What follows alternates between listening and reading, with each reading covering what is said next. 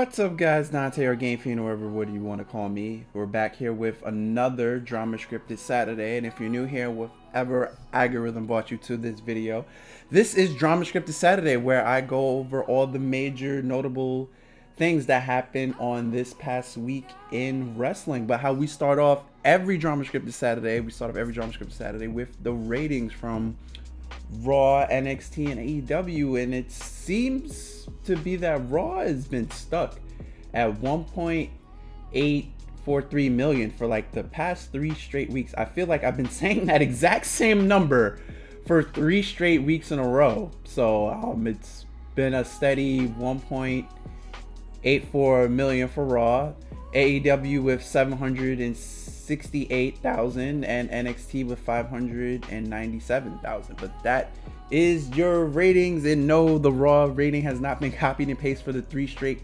Dramascripted Saturdays. It's really been a 1.8.4.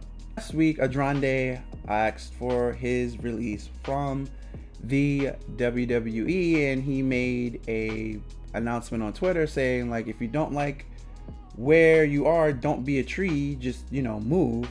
And yet he has still not have been granted his release from WWE, and this past week he wasn't even backstage at all for Raw or anything. He wasn't even there.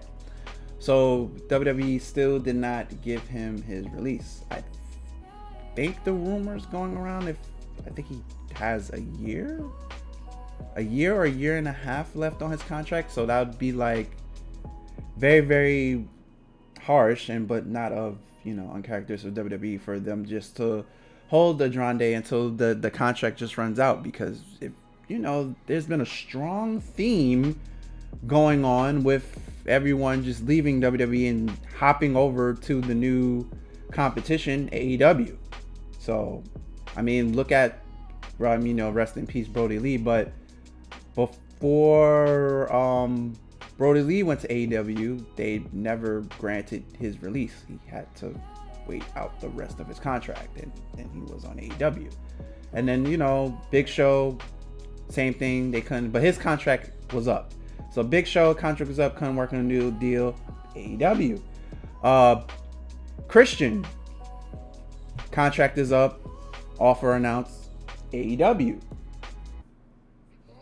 The Matt Hardy contract is up, AEW. So, like, for a business plan / strategy, I wouldn't expect, unless Andrade does something like extremely bad, to get himself released. I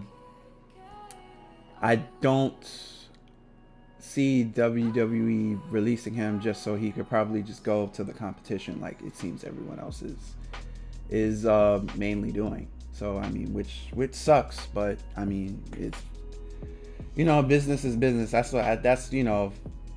think that's what I'm assuming. My assumption. I'm assuming that's what WWE is probably going to do with Andrade. So I'm going to give you my predictions on what's going to happen on Fastlane. And before we go into that, I have some Peacock news. So on April 5th of 2021, if you are subscribed to the WWE network here in the 50 states, of USA, your subscription will automatically cancel. And to access all the WWE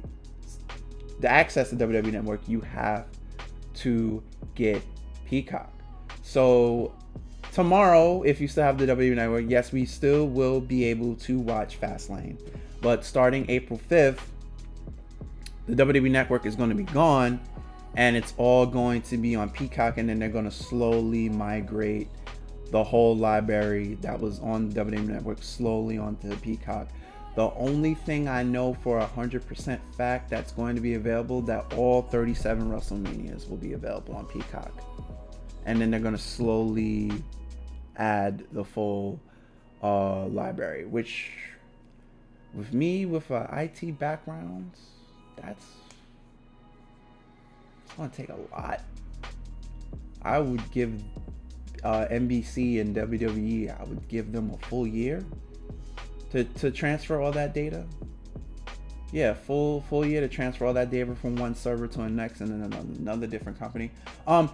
If you're outside of the US, you still have access to the WWE Network. Your Peacock is not needed. But here in the States, we're going to have to sign up for Peacock, and the WWE Network for us in the States is going to be canceled on April 5th. We got to sign up for Peacock, and that's how we're going to be able to get back to access to the card. As of now, there's 7 matches, and anything with WWE is always subject to change. Never forget that. But we have 7 matches, and let's go on and off. I have Riddle, United States Champion versus Mustafa Ali. I'm going to go with Riddle. I don't see them taking the belt off of Riddle within a month. We have Shinsuke Knox versus Seth Rollins in a singles match. I'm going to go with Seth Rollins. And we have an intergender match, aka we all expecting the return of Bray Wyatt. We have Alyssa Bliss versus Randy Orton. I'm going to say this match ends in a no contest, and The Fiend comes back. Drew McIntyre versus Sheamus in a no holds barred match. I don't really like. Okay, so it's like I have to say Drew here, right? Because they already announced Bobby versus Drew for WrestleMania 37 for the title. So it's like forcing me to say Drew.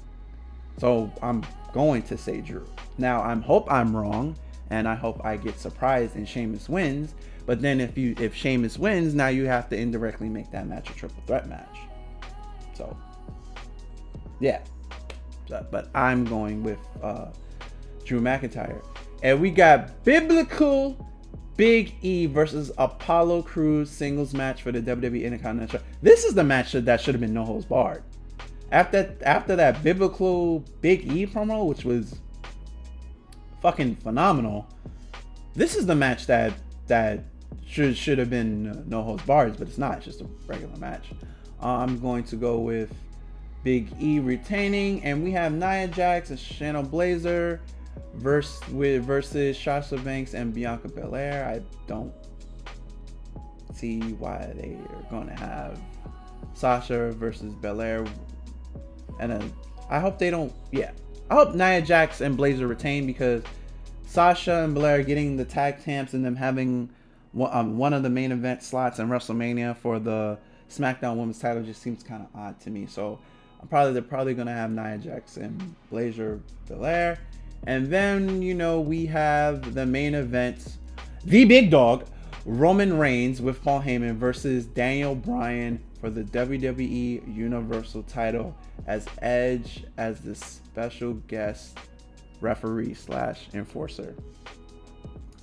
This is another thing that could wind up in a triple threat, because if Daniel Bryan wins, he's champion, but then Roman Reigns is just not going to lay down, and Edge already has his free golden ticket to WrestleMania 37. So this is something that's also going to be interesting. But I'm going with the big dog Roman Reigns retaining his Universal Championship, and we're going to go on to Edge versus Roman at WrestleMania 37.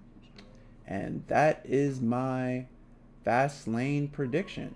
And in other news, Eric Bischoff gets inducted to the 2021 WWE Hall of Fame. So congrats to Eric Bischoff. What was it? 86 weeks he beat Raw. So congrats to Eric Bischoff being put in the Hall of Fame.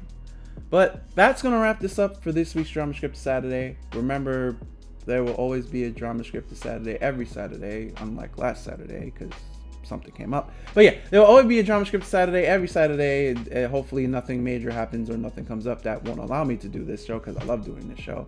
So until next Saturday, guys, I'm Dante, or Game Fiend, and I'm out of here. Later, and peace. Be safe, everyone.